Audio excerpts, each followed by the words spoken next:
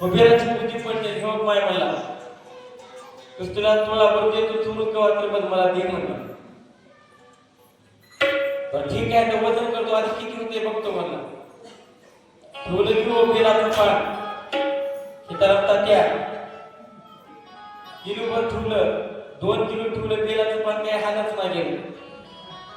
म्हणून माझ्या महादेवाला काय आवडतंय शंकराला माझ्या महादेवाला माझ्या आवडते बेलाचे पान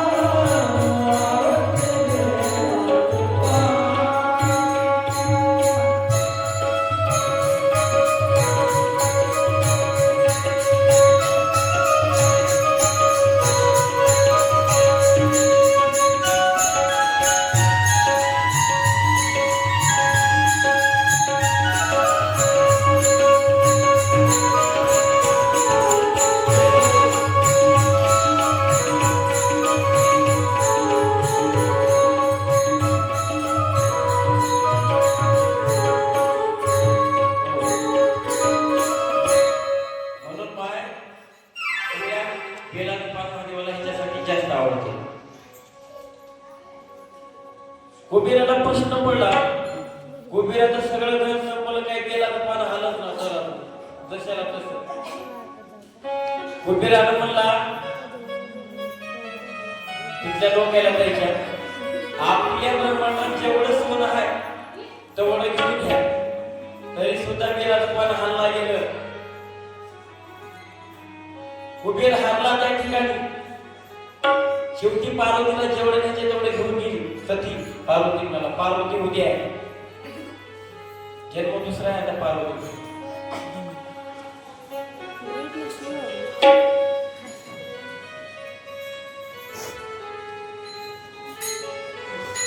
गेली यज्ञात नंदीवर बसून गेली पार्वती आपलं सती.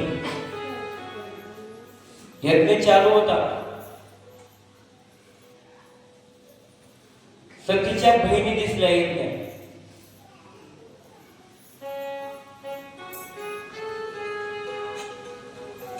सगळ्या बहिणीच्या गळ्यामध्ये 50-50 तोळे सोनं.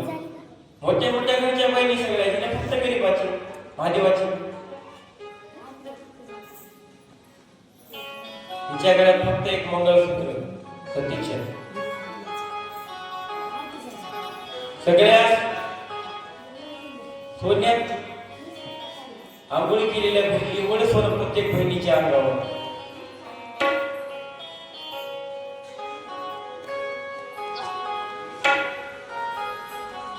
गेली मरत असती बहिणीने सुद्धा बघितलं नाही. बघून बघितलं दुसरं केलं. सतीला वाईट वाटलं माझ्या सख्या बहिणी माझ्या परिस्थितीवर हसायला. खरा श्रीमंताला कोणी भाव देते पण गरीबाला कोणी देईल.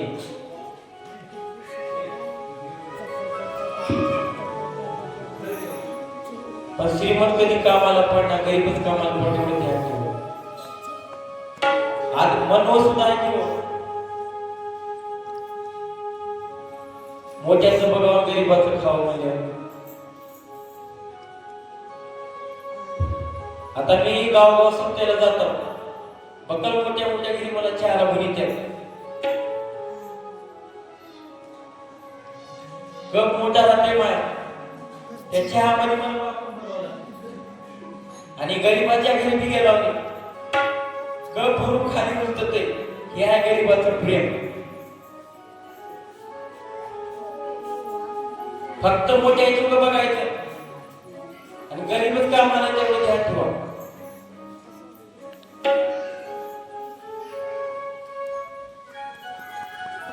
गरीबाचं जे अंतःकरण असते ते मन मोकळं मयाळू असते. श्रीमंताकडे कसं असते, फक्त हाऊ तू घेत म्हणजे पैसा कसा कमव.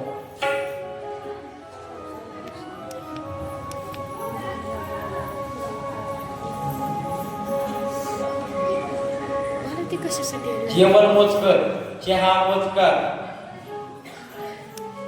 आणि बोलणं मात्र लय शुद्ध.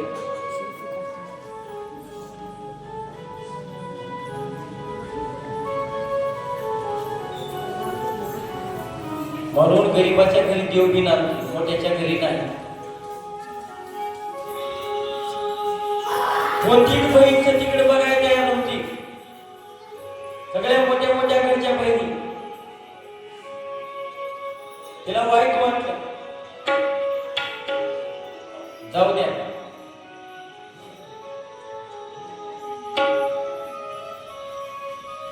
स्वतःच्या बापानं हो जन्म दिलेला या सतीकडे बघून असं मुंडी फिरवलं. सतीला वाटलं यज्ञाचा धूर एक लई निघाला, त्याच्या माझ्या बापाला ते डोळ्यावर धूर लागला असेल, त्याच्याने मुंडी फिरवला असेल. इकडून नाही म्हणून इकडून जाऊन बोलावली आपल्या बापाला. असं जवळ जाणार म्हणलं की दक्ष निघून गेला तिकडून.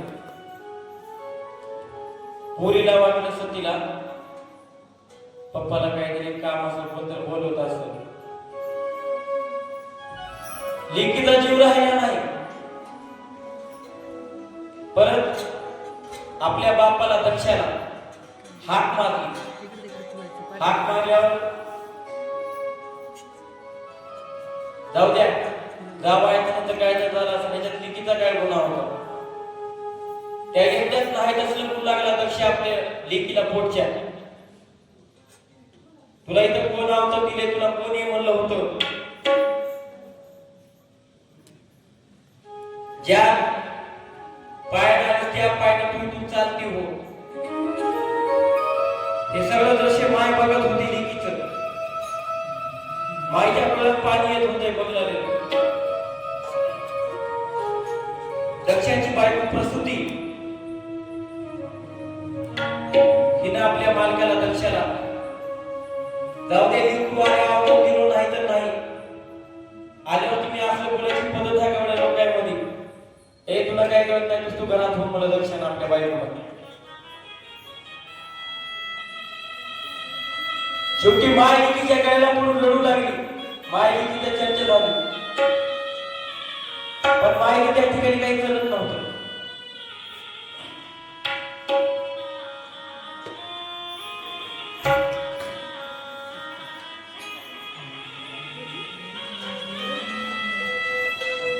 रडू लागली सती. जर मायामध्ये स्वतःची जर मायबापच असं बोलू लागले, लिकीकडे जाऊन कुणाकडे बोला मला. माय रडू लागली धायच्या हो. दक्षाने आपल्या माईला घरात हाकललं. परत दक्षी बोलू लागला, हे सती मी तुला आवतन दिलो नाही. तुझ्यापाशी काय आहे म्हणून मी तुला आवडतो. तुझा नवरा भिकारी आहे, मुडक्याच्या माळा घालते, त्याला कुणी गरबत नाही, कैलासात राहते, त्याला घर नाही राहिला. नाही नाही तर तसं दक्ष सतीला बोलला. सतीला सगळं ठीक आहे. बाप जरी असला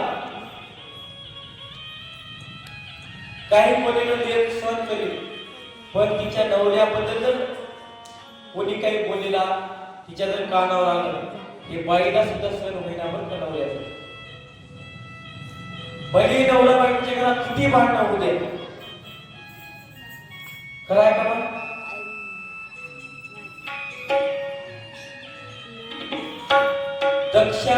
दक्षानं आपल्या सतीला लेकीला जावयाबद्दल नाही तसलं दक्ष बोलू लागला.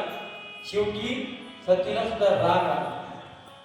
माझ्या नवऱ्याचा माझा तर मालक, जगाचा मालक माझा देव महादेव, मला माझ्या नवऱ्यानं सांगितलं होतं सती तू जाऊ नको, जिथं माझी किंमत नाही तिथं तुझी काय किंमत करणार आहेत लोक. तरी मी माझ्या नवऱ्याला उदट बोलू, उरपाट्या बोलू, नवऱ्याच्या विरोधात जाऊ मी बाहेर आले तर माझा बाप असला बोलतोय, म्हणजे देह ठेवायचा कशाला?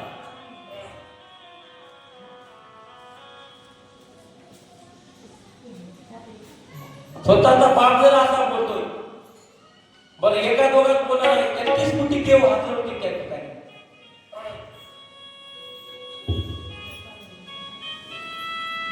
शेवटी तिला सहन झाला नाही. असा यज्ञ एवढा पेटला होता,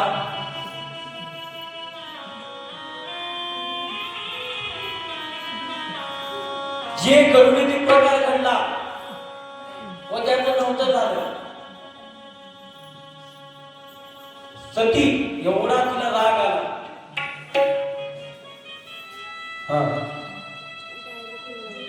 माणसाला लय राग आला का शांत पाणी करून बसा पाहतो राग भीक मागा. पण सतीला कळालं नाही. माणूस रागाच्या भरामध्ये आत्महत्या करतो हे खरं आहे, सण होईना गेलं, पण ते पण काळ जातो हे ध्यान ठेवा. म्हणून अति राग आला की आत्महत्या करायच्या नादाला लागू नका, कारण हे जीवन बार बार राहत नाही. शेवटी सतीला हे सहन झालं नाही आणि तिने मरण्याच्या पहिलं सगळ्या देव लोकांना बघितलं. माझा देव महादेव, जगाचा मालक, ब्रह्म विष्णू हे सगळे देव माझ्या मालकाच्या बिना पावनाशिवाय इथे कसं काय? तिला राग आला सगळ्या देव लोकांना. ज्या कार्यक्रमात माझाच मालक नाही त्या क्रमात हे देव लोक माझ्या महादेवाने सगळ्याला मोठं केला. शेवटी सगळं तिला सहन झालं नाही आणि त्या यज्ञ कुंडात तिनं उडी मारून आहुती दिली, मरण पावली.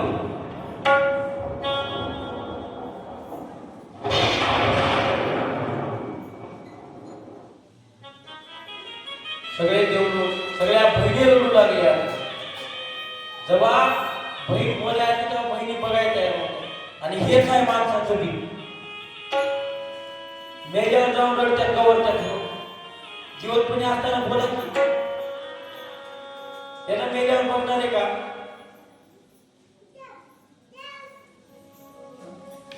जीव जायला तर बोलणार नव्हता आणि जीव गेला की त्याच्या गाडीवर जाऊन गवरत्यात. जीवतपणीत असताना प्रेमानं बोलायचे हा शब्द, आपण उद्या हाव का नाहीची गॅरंटी तुम्हाला नाही ना आम्हाला नाही.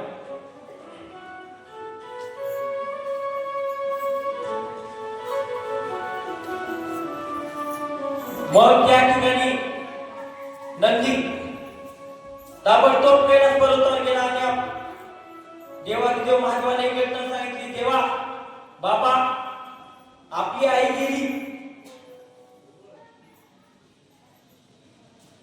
महादेव क्रोधित झाले.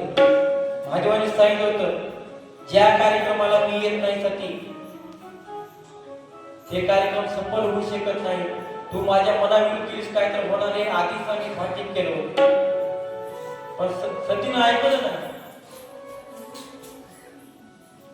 शेवटी राग आला महादेवाला आणि महादेवाने आपल्या जटीतून एक केस करून आपल्याला तिथं एक वीरभद्र नावाचा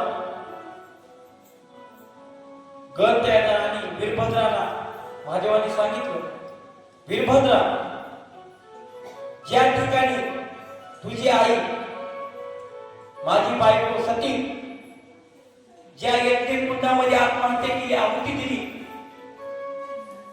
पूर्ण ते यज्ञाचा नायनाट सोडून माझ्याकडे ये.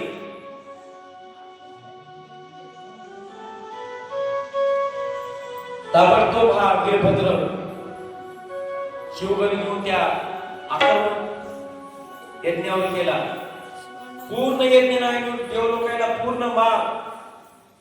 ब्रह्मा विष्णू देव तर ब्रह्मा विष्णू कवा पळून गेले की ते तर त्याचा पत्ता बी नाही त्याच्यात. एवढं मोठी युद्ध.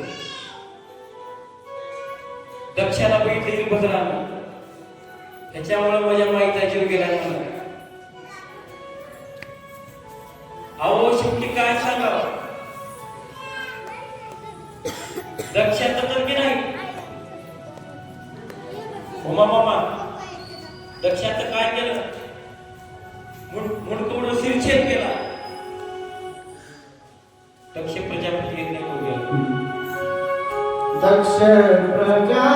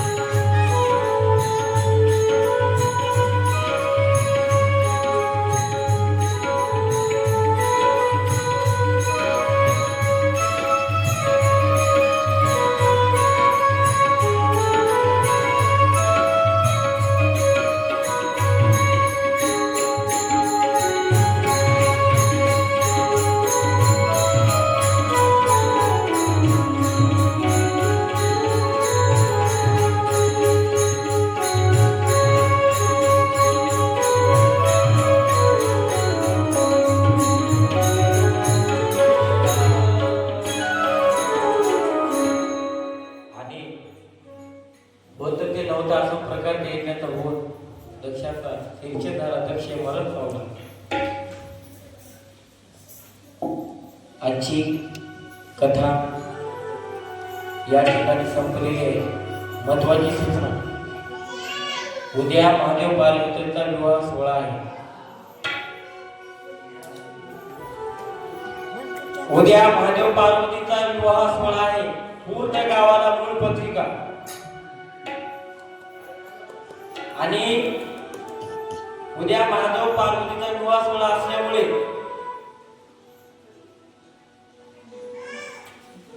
लग्नाला येताना आपण लग्नाला जातो नाही कुणाच्या, आपण येताना कुणीही रिकाम्या हाताने यायचं नाही. आहे घेऊन यायचं आहे. कारण आपण जे आहे ते देणार आहोत ना, ते जगाच्या मार्गाला देणार आहे. पुण्याची पायरी आहे. काहीतरी आपलं पुण्य रिकाम्या हाताने कोणी येऊ नका. सगळ्याला मूळ पत्रिका हातच. उरल्या गावाला बरं, उद्या जगाच्या मार्गाचं लग्न आहे.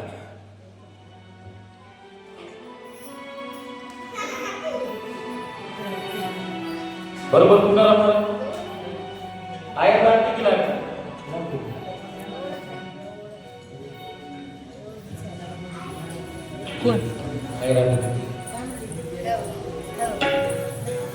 आणि बोललाय फुलाची पाकळी म्हणून एका हातानं कोणी येऊ द्या येऊ नका कारण हे जे आहे असतोय ना ते आमच्या गायक लोक येत असत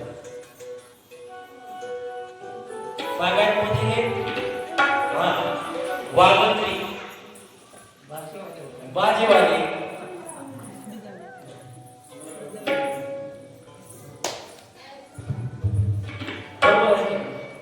बिचारे दोघच आहेत परिचय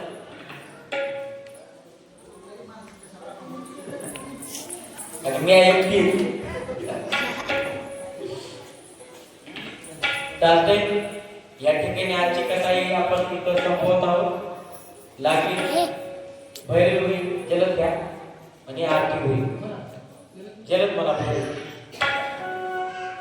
धन्याचा दिन भाला